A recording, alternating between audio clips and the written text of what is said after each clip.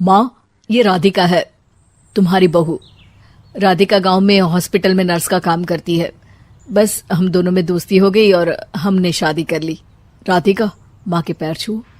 अरे चल हट नालायक। अरे मैंने क्या क्या सपने देखे थे कि तेरी शादी किसी अमीर घर में करूंगी और दहेज में लाखों रुपए लूंगी, और तू गांव की इस मामूली लड़की को मेरी बहू बनाकर ले आया। लेकिन बेटे की जिद के आगे सुनीता देवी मजबूर हो जाती है। राधिका सुनीता देवी को फूटी आंख भी नहीं भाती थी। तुम चिंता मत करो भाग्यवान, हम दोनों मिलकर अपनी बहू को इतना सताएंगे कि वो हमसे तंग आकर ये घर छोड़कर चली जाएगी। फिर हम अपने बेटे की शादी किसी बड़े सेठ की बेटी से कर देंगे, ठीक है? अगले दिन सुनीता देवी अपने बेटे का कमरा साफ कर रही होती है। तभी बहू के सामान में उसे एक बड़ी बड़ी मूंछों वाले आदमी की तस्वीर दिखाई देती है और उसके कंधे पर एक बड़ी सी बंदूक टंगी होती है। तस्वीर के नीचे लिखा होता है डाकू मंगल सिंह। ये किसकी तस्वीर है बहू? ये मेरे पिताजी की तस्वीर है। बस फिर क्या था। ये सुनते ही सुनीता देवी के हाथ पैर कांपने लगते हैं। वो भागती हुई सीधा अपने पति के कमरे में जाती है। अरे गजब हो गया जी, गजब। अरे क्या हो गया भाग्यवान? हमारी बहू एक मशहूर डाकू मंगल सिंह की बेटी है। हे भगवान, अब क्या होगा? क्या कहा? डाकू मंगल सिंह? अरे मर गए रे। सुना है वो तो बड़ा ही खतरनाक डाकू है, मारता ज्यादा है गिनता कम है। लोग तो लोग, पुलिस वाले भी उसके नाम से कांपते हैं। अरे सुना है वो तो हर हफ्ते 2-4 लोगों का ऊपर का टिकट कटवा ही देता है। हे भगवान, अब हम क्या करेंगे? ये हमारे नालायक बेटे ने कैसी मुसीबत हमारे गले बांध दी। हाँ वो तो है, अगर हमने बहू को जरा भी तकलीफ दी तो उसका बाप मंगल सिंह हमें गोली से उड़ा देगा। अब जो मैं कहता हूँ उसे ध्यान से सुनो। तुम बहू से बिल्कुल घर के काम मत करवाना, और ध्यान रहे उसे किसी प्रकार की तकलीफ नहीं होनी चाहिए, समझ गई ना? और ऐसा ही होता है।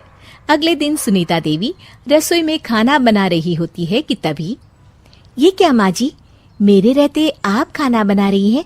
चलिए हटिए, मैं खाना बना देती हूँ। अरे नहीं नहीं बहू, तू यहाँ क्यों आ गई? जा, तू अपने कमरे में जाकर आराम कर, मैं खाना बना लूंगी। सुनीता देवी जिद करके राधिका को भेज देती है। फिर एक दिन, अरे फर्श पर कितनी धूल जमी है, माँ जी देखेंगी तो नाराज हो जाएंगी, मैं अभी यहाँ पोछा लगा देती हूँ। राधिका जैसे ही पोछा लगाने लगती है कि तभी उसके ससुर की नजर उस पर पड़ती है। बंसीलाल भागता हुआ वहां आता है। अरे नहीं नहीं बहू, तुम ये क्या गजब कर रही हो? बहू तो बेटी समान होती है और हम ना अपनी बेटियों से काम नहीं करवाते।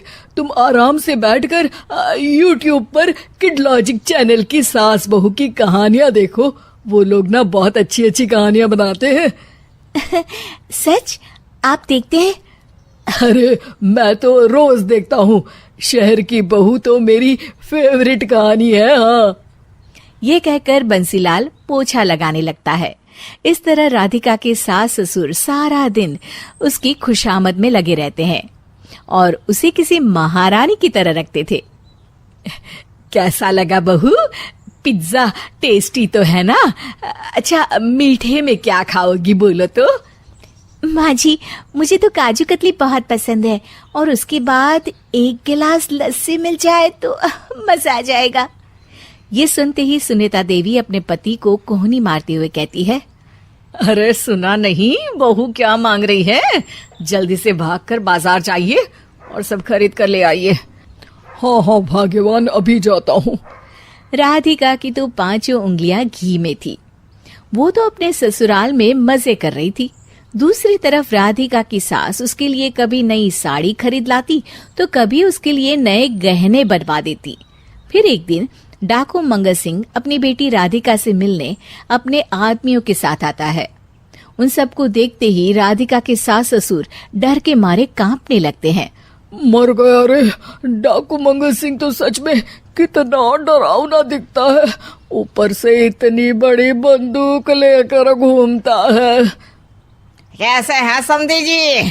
क्या हुआ? आप इतना घबरा क्यों रहे हैं? और आपको इतना पसीना क्यों आ रहा है? आपकी तबीयत तो ठीक है ना? जी अभी तक तो ठीक है, पर लगता है बहुत जल्द खराब होने वाली है। क्या कहा आपने? जी कुछ नहीं, बताइए बताइए कैसे आना हुआ। दरअसल आज आपके शहर में हमारी नाटंकी मंडली का प्रोग्राम है, तो इसी बहाने सोचा बेटी का ससुराल भी देखता चलूं। ये सुनते ही राधिका के सास ससुर हैरान हो जाते हैं। क्या कहा? आप नौटंकी में काम करते हैं? हाँ माँ जी, पिताजी डाकू की एक्टिंग बहुत अच्छी करते हैं, उन्हें तो कई अवार्ड भी मिल चुके हैं। और ये बंदूक, ये तो असली लगती है। तभी राधिका के पिताजी अपनी नकली मूंछ निकालते हुए कहते हैं, इस मूंछ की तरह यह बंदूक भी नकली है। ये तो छर्रे वाली बंदूक है, इससे तो मैंने आज तक चिड़िया भी नहीं मारी। और खोदा पहाड़ निकला चूहा। इसका बाप तो मामूली नौटंकी वाला निकला, और हम इससे डर कर बहू की नौकरों की तरह सेवा कर रहे थे। आपने सही कहा जी, इसके पीछे मेरे कितने पैसे खर्च हो गए, और काम कर करके मेरी तो कमर टूट गई सो अलग।